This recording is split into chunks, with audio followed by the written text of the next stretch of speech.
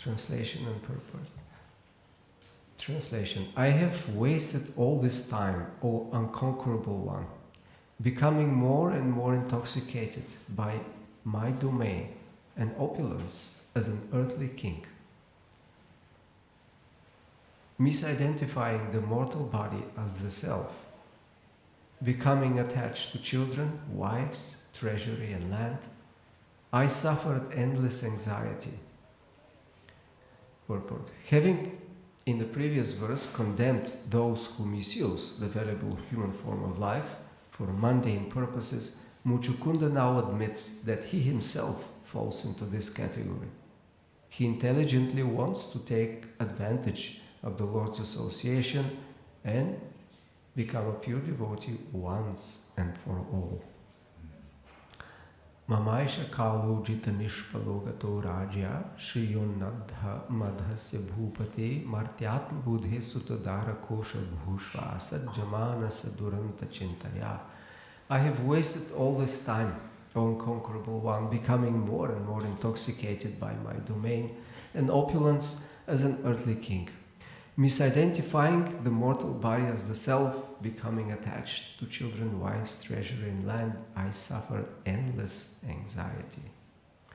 Om Jnanati Mirandasya Gananjana Shalakaya Chakshuru Militam Yena Tasmai Shri Gurave Namaha Shri Chaitanya Mano Vishtam Stapita Vena Bhutalisya Rupa Kadama Dadati Swaparantikam.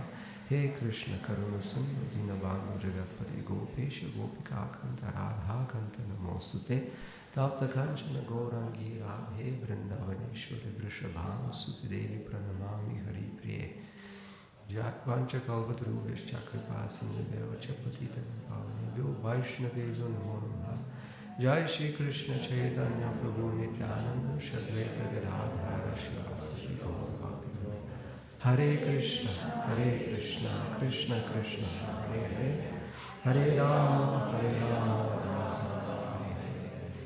Hare Hare. Who is speaking now? Muchukunda. And this is the third verse in his answer to Lord Krishna.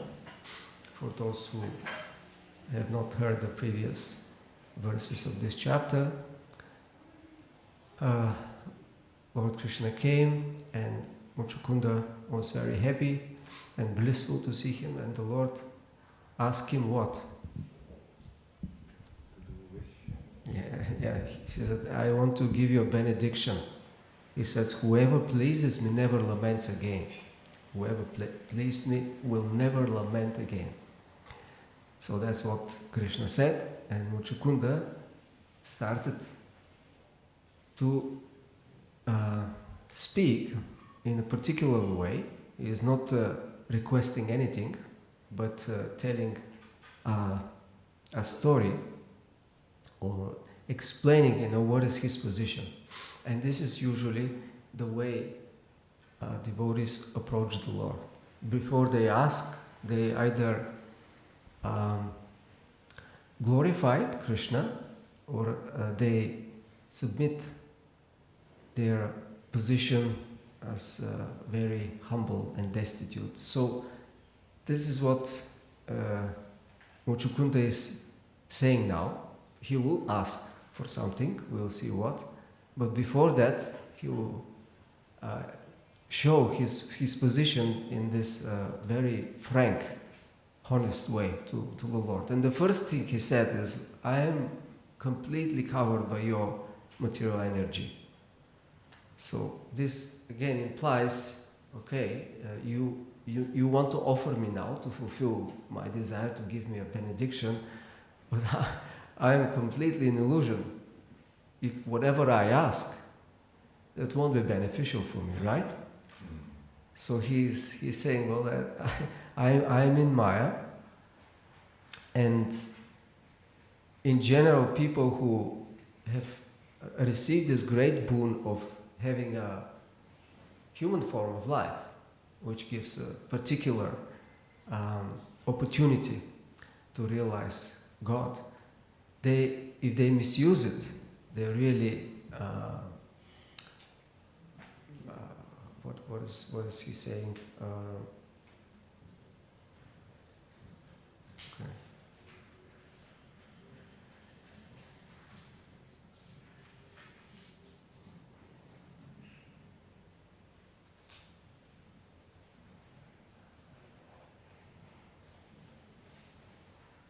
Yeah, instead, they don't know what to do. Instead of worshipping your lotus feet, bewildered by your energy, they try to attain happiness by entangling themselves in material affairs, which are only sources of miseries.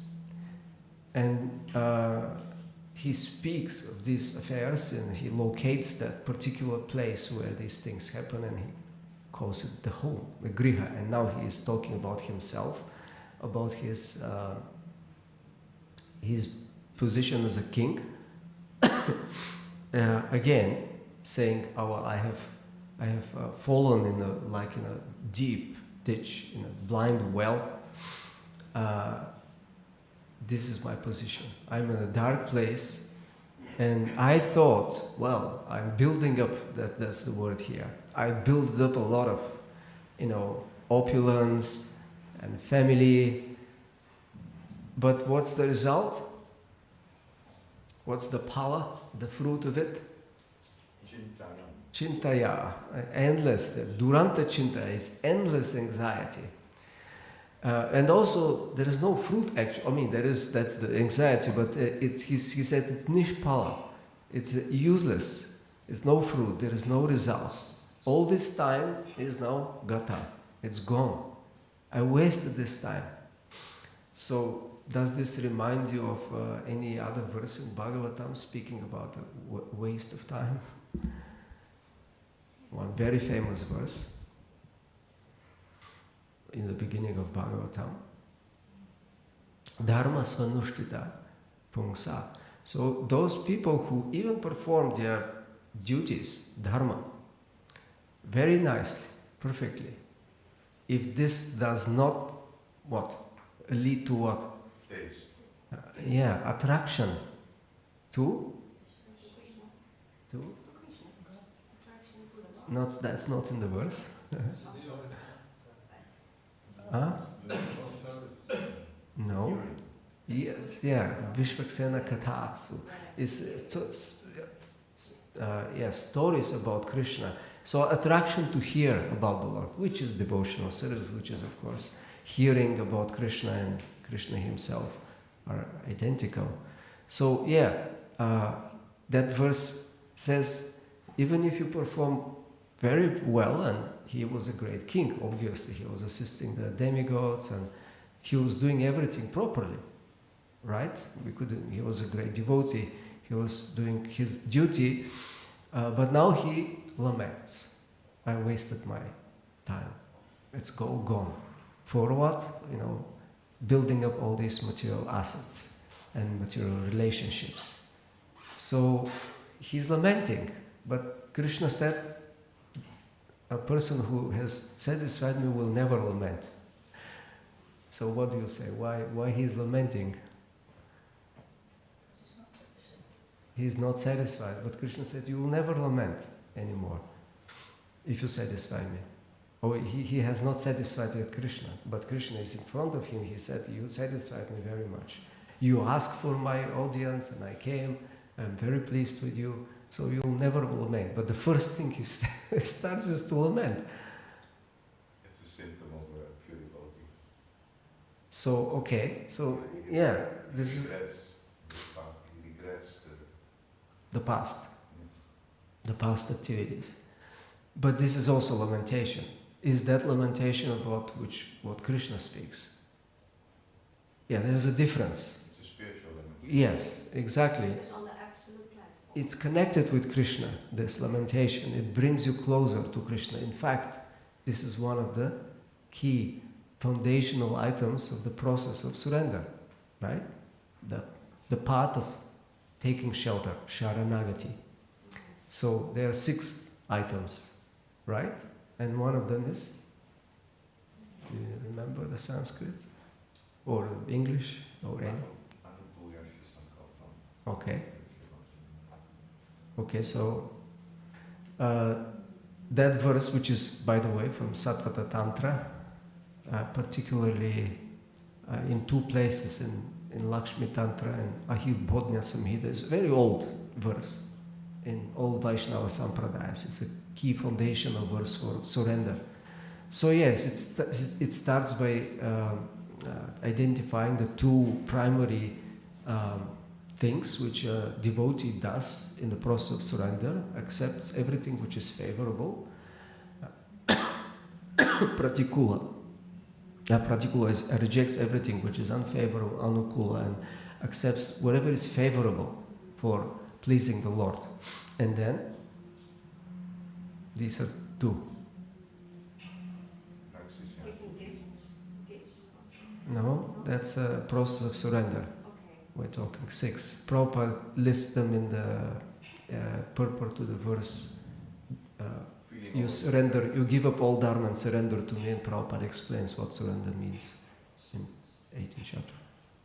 Feeling protected and maintained. So these are two. Rakshasya means protection. And then? Humility. Yes. Okay. What's the Sanskrit of humility in this verse? Dainya. Yeah. Okay. So that's the special type of humility. It means also poverty, destitute. It means someone who has nothing. That's what's the feeling. Therefore, humbleness comes from someone who is poor or helpless, like that. So Prabhupada translates it meek and humble. And then the last one is Atmanivedanam, offering yourself or whatever you have. So that type of humility or lamentation, because it's a type of submission to the Lord, is very different from material lamentation about why we lament here, and usually why, for what we lament. Huh? The senses are not satisfied. When our senses are not satisfied. When our senses are not satisfied, we lament. What else? When things don't go the way we want. Okay. When things are not happening as we want. Our Our desires are frustrated, yes. which we lament. What else? About death of others. What? To die, people who die around. Oh, okay. Yeah, we lament if we lose someone or something. Yes. So these are all connected to something which To the body. What? It's all linked to the body. Linked to the body, yeah, but the body is not a problem. So this is a major point here, and the related with the body. The problem is also because he gives a long list here. He gives the Shriya, means the opulence, the riches, and his land, and his children, and the treasury, and the wife, and like that. So, but is that the problem? These things related to the body, or something else is the problem, which causes anxiety. Identification with the body. Yeah, he says asa jamanasya, which means attachment to it. Yes, because of the identification with the body, you also see those objects and subjects as related to your body, and you have your particular way of looking and treating them as, a possessiveness, and that attachment develops. I am this body and these are mine, okay? They're meant for me. So that's the problem. And then when things go not like we expect, or our desires are not fulfilled in this relation, or our attachments are somehow disturbed, then we start to lament, or we're in anxiety, chinta. And this lamentation is very painful to the heart, because it is born of ignorance, and then we suffer because of that. And here Muchukunda admits, yes, this is my position. I have everything, but I'm miserable. And it's not only what happened in the past, who knows when that was, a long time ago, a few thousand years ago, Muchukunda was speaking that, but nowadays we have many examples. Do you know any examples of people who have everything and they're still, they have a lot of anxiety and they're not happy? Yes. Who? Yeah? Yeah, there are people, there are many people who are very rich or very influential, very beautiful, whatever they have, seemingly everything which others long to, but they are miserable. And in general, statistically, in psychology, it is admitted that people are not happy by material possessions.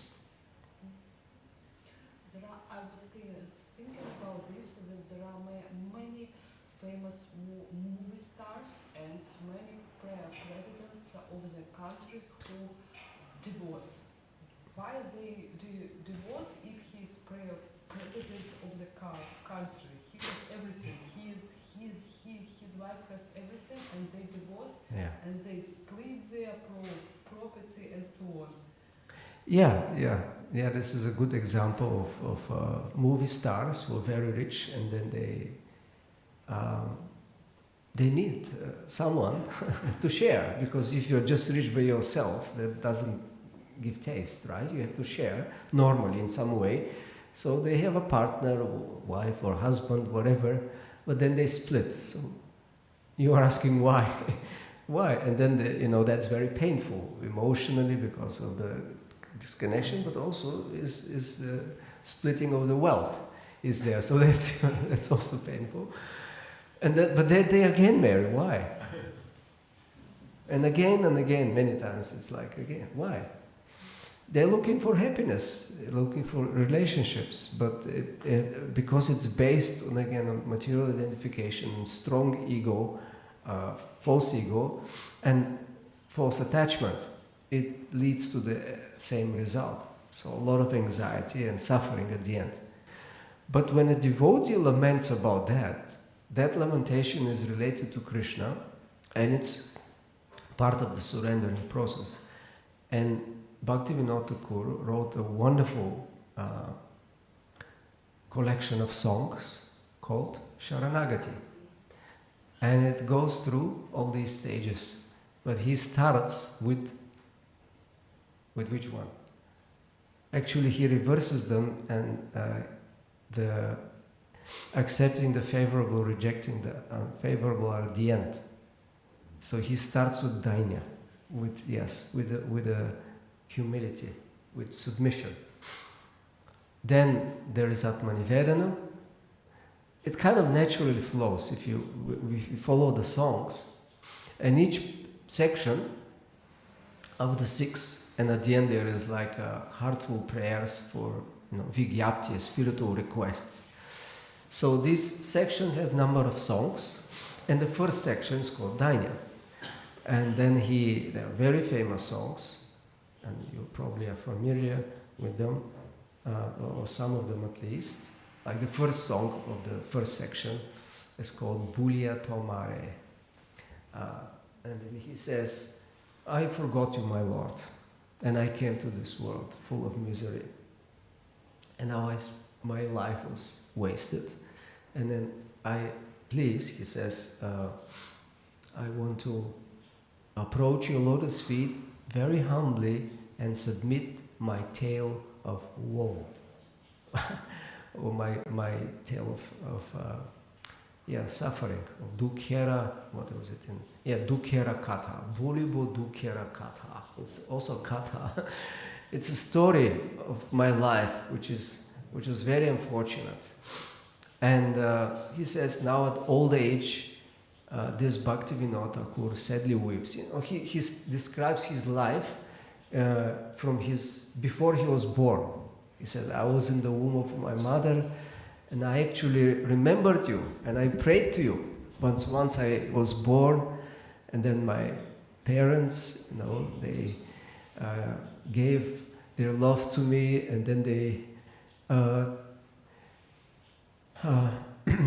made me feel that I'm independent of you, and then I forgot you. Then I started playing, wasted my time, then I became young and studied and thought I'm really very learned, and then I work and raise the family, etc., etc. And he says, now in old age, this Bhaktivinoda Thakura very sadly weeps. I failed to worship you, O Lord, and instead pass my days in vain. What will be my fate now? So this is how a devotee approaches the Lord. He submits and says, what will I do? What will happen with me now? Because that's a realization that a devotee has. Without connection with you, my Lord, I'm lost. And it's not only like here we see a family man. Muchukunda is a king, Bhaktivinoda Thakura was a high magistrate with a big family. But other devotees who are renounced also say the same thing. Like Narottam Das Thakur in the famous song, favorite of Prabhupada, Hari Hari Bhipali Janama Gonainu, Manusha Janama Hoino. I wasted my human life. And what did I do? I didn't worship Radha and Krishna, but what did I do? I still drink poison. I was drinking knowingly poison. Somebody tells you, okay, I put something here. It's not just water, there is some poison. They tell you, and then you say, oh, that's nice. And you drink it. So that's insanity, right? And then Narottam Das Thakur says, I willingly drank the poison of material sense gratification, and I wasted my life by not worshipping you. And if you know the life of Narottam Das Thakur, you may wonder why he is feeling this. Okay, Bhaktivinoda Thakur may say, well, I wasted my life and I was just engaged in some material activities, which he wasn't. Of course, we know he was since quite early age in his mature life, he started to do an amazing work for Chaitanya Mahaprabhu's mission. So it wasn't a waste of, but that's the feeling of a devotee. So Narottam Das Thakur, we know, he was born in a devotee family.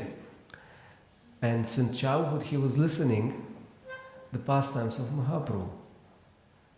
There was a sadhu who was very old, and he was like a contemporary, and he remembered, and that's not long after Lord Chaitanya passed away. Some of the associates of Mahaprabhu were alive, and Narottam Das, when he grew a little bit, he saw them. So this old sadhu was, that was the play of Narottam. He didn't waste time for, plays or whatever. He was just listening. He wanted to listen more, which made a little bit worried his parents. So that child is not so. Why he's listening? Well, it's nice to be a devotee, but that's a little bit too much for his age. He just wanted to listen about Mahaprabhu, and when he became teenager, what did he do? He ran away. Where? He ran towards Vrindavan. And so his father sent a whole, a lot of soldiers. He was a local king in Keturi. So at one point they reached him, actually before Vrindavan. And so they said, okay, your father wants you back at home. You have to take care of, you will be devotee, everything will be nice, but you just have to perform your duty. And Narottam Das started crying in such a way that the soldiers also started crying.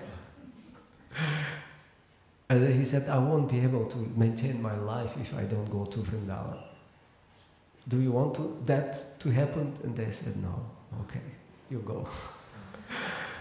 So he went there, and we know the story. He surrendered to Jiva Goswami, and started studying there, and also he took initiation from Lokanath Goswami, a personal associate of Mahaprabhu. So all his life, then he went to preach, and that was his life, all of his life. So why he said, I wasted my life when I drank knowingly poison? Any guesses? Because anyway he lives in the material world, but anyway there is some things that could be in her mind, some souls that, and he regrets about it. Something maybe things that he did. Still, anyway, it's impossible to be completely pure in material world. Yeah, in general, but in his case, he is like that. He is like completely pure. There was not a single material activity or anything, any involvement.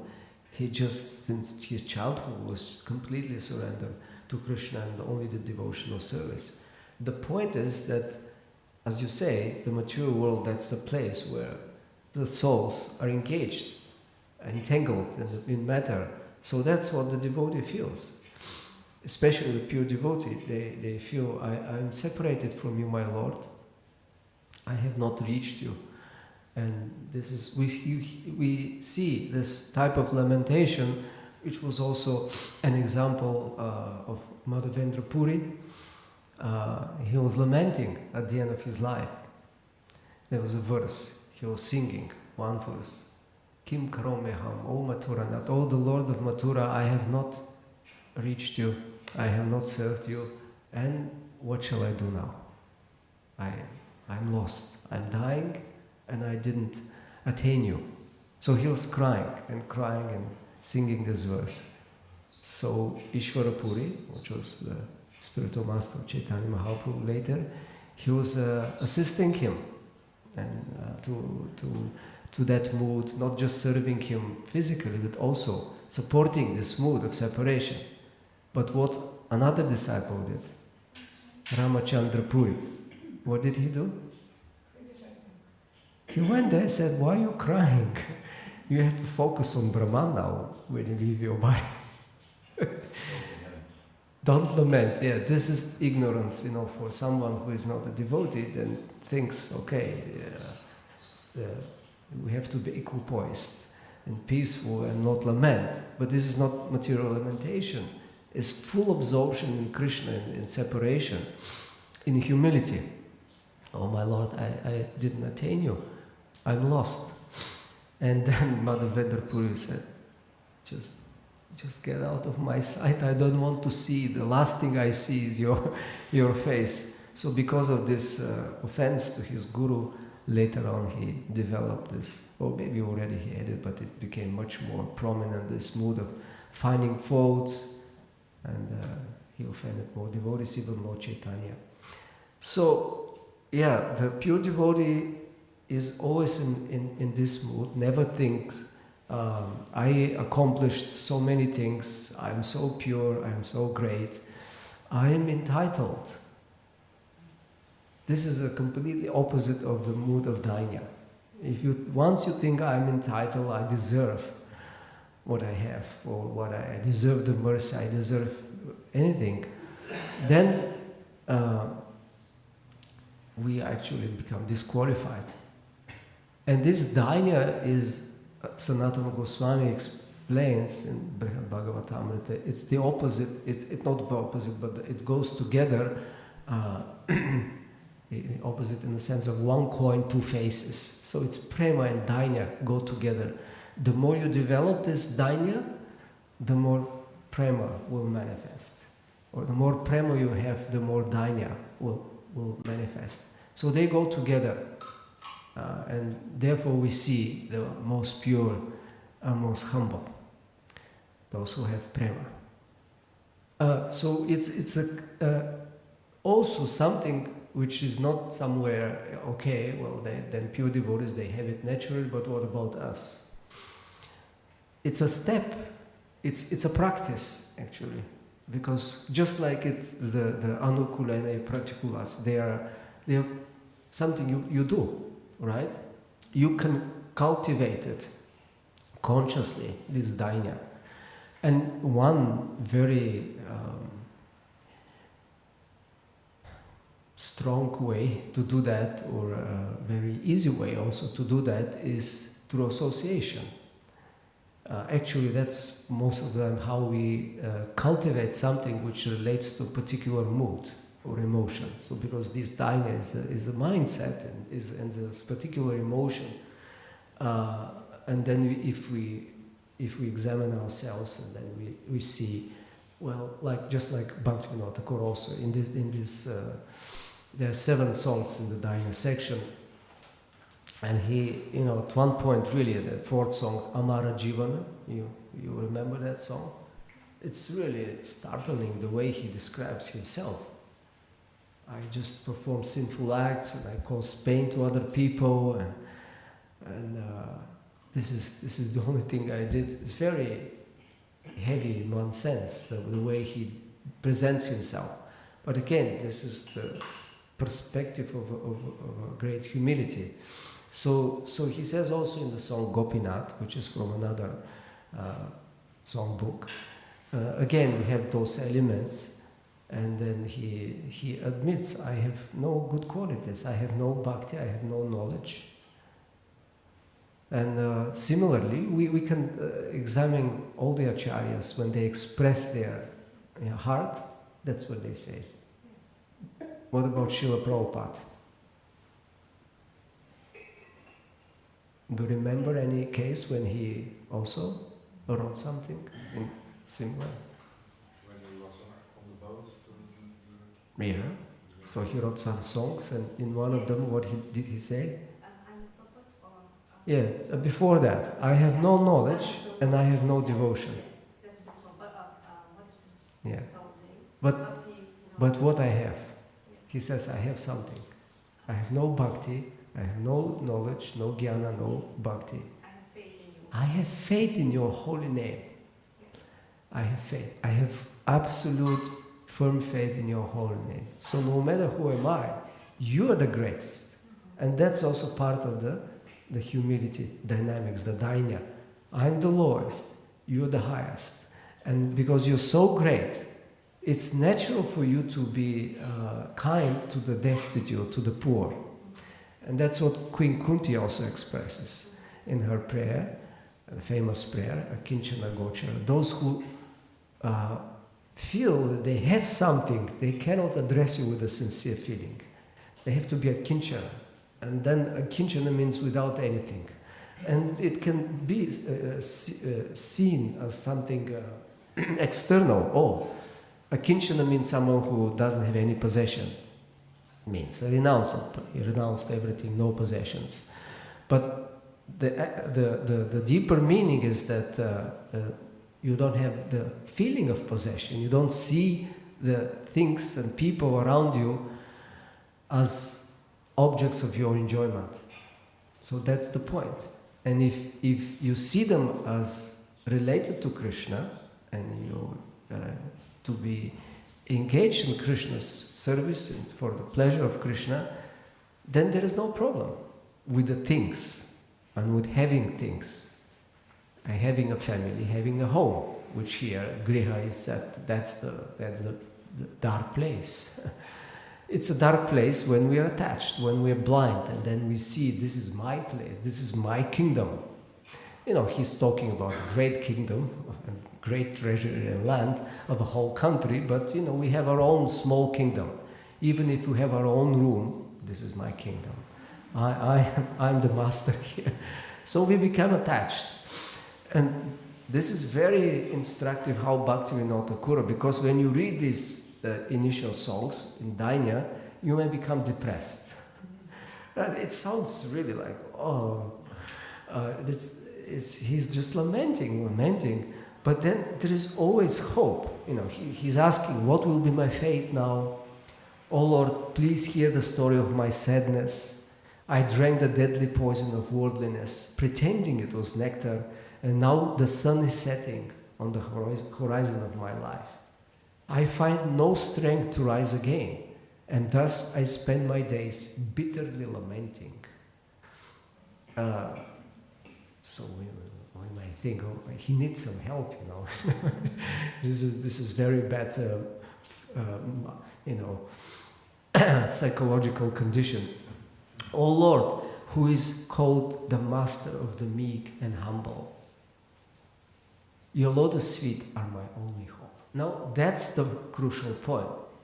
Our material lamentation drags us down to more ignorance. It's born of ignorance.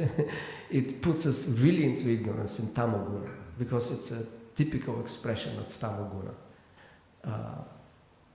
lamentation. But here, it brings hope, which seems paradoxical, right? If you think, well, I'm worthless, it's hopeless, I'm helpless, I'm the most poor and most sinful and wretched, and my wicked mind, yeah, this is the last song in the seventh song. Emona durmati samsara bhitori. Durmati means the wicked mind. And this wicked mind, you know, is the reason I'm rotting here in this world. So this is there, and at the same time, that is a stimulus for hope that Krishna will actually notice me, because I'm so poor and so, you know, such a destitute. And he said, you are called the master, you're famous for that, you're specifically kind towards the poor. So Krishna has names like that. You know, he is Dinanatha, right? The master of the Dina, of the fallen, the poor, like that. So your lotus feet are my only hope. And then from this dark, you know, cloud of lamentation, there is light, there is hope. Oh Krishna, you're the greatest. So, and then you're specifically, you know, merciful towards the poor and fallen. And then he says, hearing these words, O Lord, Bhaktivinoda has come weeping and weeping to the soles of your lotus feet, and tells the story of his life. So this is the approach of the devotee. He comes to Krishna and then he weeps. And with this proper attitude, then there is hope. And then in this next section, Atmanivedanam, it's so joyful. You can't believe almost the contrast of what happened with him, you know. But this is the result of the true humility, true Dainya. When you express this submission to the Lord, then you become really joyful, because this is a great burden, the attachment. It's a great burden. That's why it's caused chinta and anxiety, because the burden causes anxiety. And once you submit it, then there is no anxiety. Your situation is the same. It doesn't change. He didn't leave his home. But then he describes his home not as a dark hole, but he says, this is your home, my Lord. I submit everything to you. This is your family, your children, your house. He says even, this is your fence and your domestic animals. They're yours. And I submit them to you, and everything becomes joyful. So they are not any more impediments. They are, because they are not, you don't see them as yours. They are Krishna's. Therefore, it's not a problem. And then he says, or Narottam Das Thakur, in many songs, Grihe tako vane tako sadabori. Hari. You always chant the name of Krishna, whether you are in a house or in a forest, you live, it doesn't matter. And Narottam Das Thakur says, whoever chants the name of Gauranga, I go and fully prostrate myself. I offer my dandavats. Whether he's a householder or a renunciate, it doesn't matter. So, because there is no attachment, it's Krishna's property. And this is a practical thing. It's not just, again, one time, oh, Krishna is yours, but then you, in your daily activities, you act like it's yours. You say, Krishna, it belongs to you, but actually, whenever something happens, and then you're attached, and then you forget it. So it's a process. It's a submission which is very dynamic. And then when you have this very thick relationship with Krishna, and Krishna reciprocates, he takes care. He says, yes, Okay, I'll take care. I'll be in charge, if you want me. And there is one story Gaur Govinda Maharaj said, illustrating that, specifically for Bhaktivinoda Thakur. We know he had many children, and one of his daughters reached or passed the marriageable age. So at that time, that was more than 100, like 120 years ago, or probably that's 135, 40. At that time, in the society of India, it was very important that the daughters should be engaged in the proper time once they reach maturity. So his daughter was already past that age, and he hasn't done much to take care of that and arrange for her proper husband like that. So his wife started, again and again reminding him, and he said, you have to take care, people will start talking badly about us, and you're a responsible person in society, and you're a good example, you have to do something. So what did he do? He went to Gopinath and said, Gopinath, this is your family, this is your daughter, if you don't do something about it, they'll criticize you at the end. So you take care. And then Gaur Govinda Maharaj said, so next day there was a party, came with a proposal of a very nice boy, okay, here is, we want to approach you. And then it was arranged, Krishna took care. Of course that requires a strong feeling of surrender and faith, but this is what also Srivas Thakur, Lord Chaitanya went, that was even longer, and he said, Srinivas, I see that you're not really engaged in some activities which bring income, right? He was a Brahmana, but even Brahmanas had to perform different things, either teach or perform yagyas, etc., like that. So you are not doing much. And this is Chaitanya Bhagavat, he said, nowadays I see people have to do extra endeavor to maintain their families. So that was, 5 centuries ago. What to speak of nowadays, Kali Yuga. You have to really struggle, both husband, wife work, and still it's not easy. So Mahaprabhu said, you have a big family, you have many servants. And how is this possible? I don't see you really busy, engaged with a lot of work. And what did Srivas answer? What did he say? he said 1, 2, 3. He didn't say anything. He just clapped his hands. And Lord Chaitanya, what is this? What do you mean? So he said, well, my dear Lord, I depend completely on Krishna, and then he will provide. I say, you provide.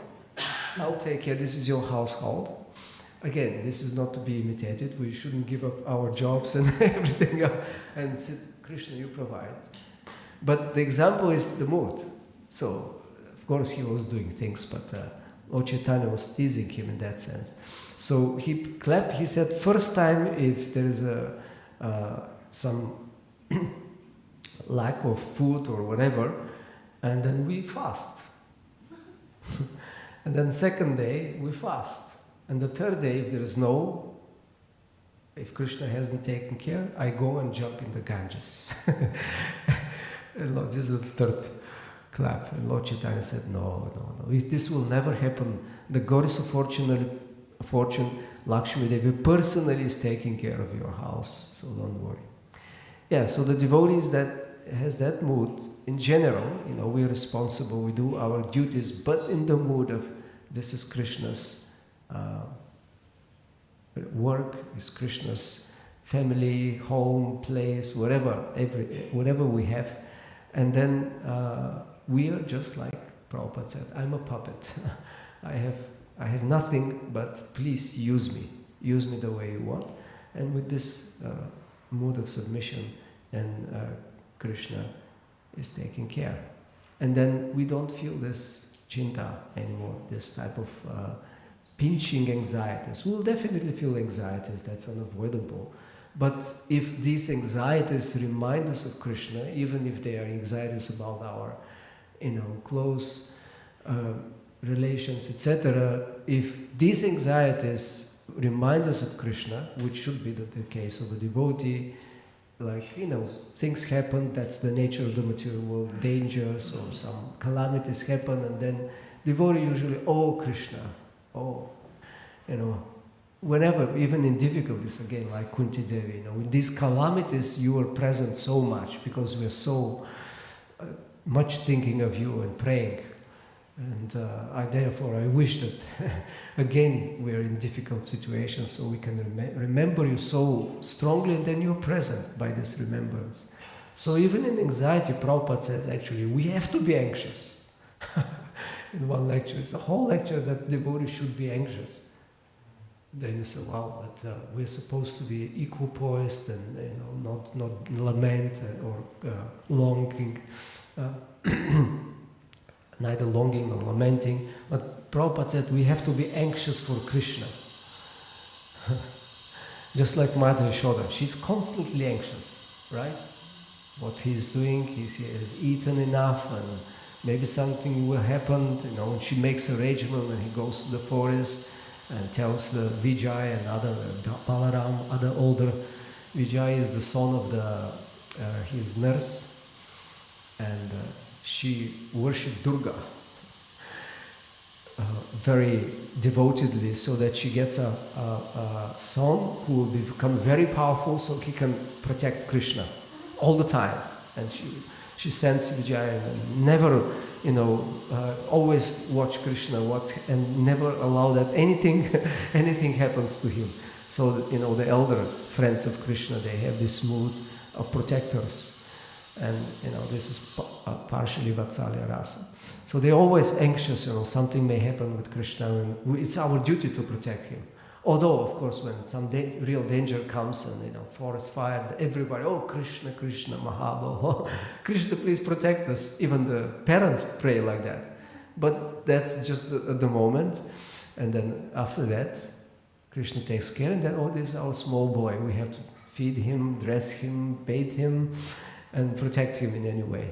So that's anxiety, but it's connected with Krishna. So even our anxieties, which may be mundane, whatever, if somehow we remember Krishna, that's the benefit, and then we'll advance. And Prabhupada said this is the most important, and which Rupa Goswami says, it's the basis of everything we do in Krishna consciousness, is to always remember Krishna. So Prabhupada says, somehow or other stay connected with Krishna. Somehow or other. So that's what also Bhagavatam says in the 7th canto. Even in the mood of anger or anxiety or lust even, or whatever. Of course, that's not the recommended if it's anger. Like Brahma Samhita also, yam kama kroda sahaja pranayadi biti vatsalya guru gaurava seva manai. Sanchintata sa sadrashim tanurapuride govinda madi purusham tamham bhajami. Even if you approach the Lord with anger, you'll still get benefit. So even if we have some anxiety, if it's related to Krishna, or at least we should try to remember and cultivate this and submit ourselves in this mode of Dainya. And it's a very strong way to advance quickly. Okay, I will end up here. Thank you so much. Any comments?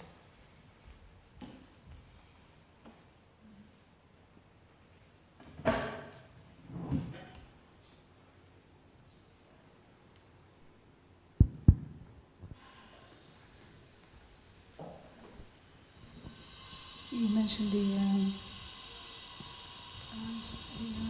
statements of Bhaktivinoda Thakur and Narottam Das Thakur, humble. But in the same song, we can also find some statements which is like contradictory to this mood. So how to explain that? Like you have. Can you give example? Like in Gopinath. So it's full of very very humble, and then after say that sing me a verse to you. You turn your back towards me, like, what kind of friend are you? It's like kind of blaming Krishna for being unfaithful or something. Sounds like that. Of course, it's not. It's yeah. So how to put this together? Yeah, okay. But that's not exactly what he says. It may sound like that he's blaming Krishna, but it's a question there. He says, seeing me like that, will you not take care? Will you leave me in that condition? It's like a rhetorical question, asking the Lord. I forgot you, but you did not. So, seeing me in such a poor condition, will you ignore me? So that's what he's asking, and he's implying. No, you are Bhaktavatsala. You're very attached to and affectionate to the devotees, those who surrender to you. So you will not definitely ignore me. So that's what he's praying. Don't ignore me. Don't neglect me. And this is also part of humility. Prabhupada actually, there is in one lecture, he was saying the meaning of Hare Krishna mantra means, my dear Lord, please do not reject me. Do not reject me. Prabhupada. The whole lecture he was saying that this is the meaning of the Hare Krishna mantra. My dear Lord, please do not reject me. And this is again a specific request. It seems like a blame, but no, it's like it's how to say, you're kind of submitting a request, and on the plea of the nature of the person you're asking, and you're saying, you cannot refuse my request because of your nature. You're so kind and magnanimous, and then you should neglect me. Don't reject me. So this is a standard in many prayers. I think I quoted that last time. Raghunath Das Goswami, he's saying, Munchaiva naiva tadrisham. Muncha means reject, neglect. And he said the great people in this world, they're famous for being kind and accepting the poor, They don't reject even. Those who are unqualified. So what about you? You're the most magnanimous and great. You certainly don't reject me. That's kind of a certainty. And Narottam Das Thakur, similarly, he has a prayer. He says, my dear Lord, praying to Lord Chaitanya, you are Patita Pavana. You're the most merciful, and coming to Pavana means to save the Patita, those who have fallen down. And he says, I'm the most fallen. Therefore, you cannot reject me. You have to save me. Yeah. Otherwise, he says, you will not live up to your name. You will be kind of. You have to do it. So this is also a kind of a transcendental expression of, my dear Lord, please. This is don't reject me. You have to do it. You have to accept me because this is your nature. This is your. You're famous for that. So if you don't want to spoil your fame, take care of me. And then he mentions in this prayer, you also save Jagai and Madai, my place first. Yeah. When he has most Yeah. fallen.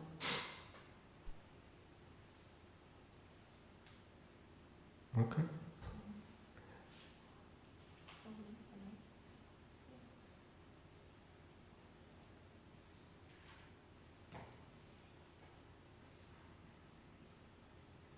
I'm just to look at it. Oh, okay. Okay, anything? So,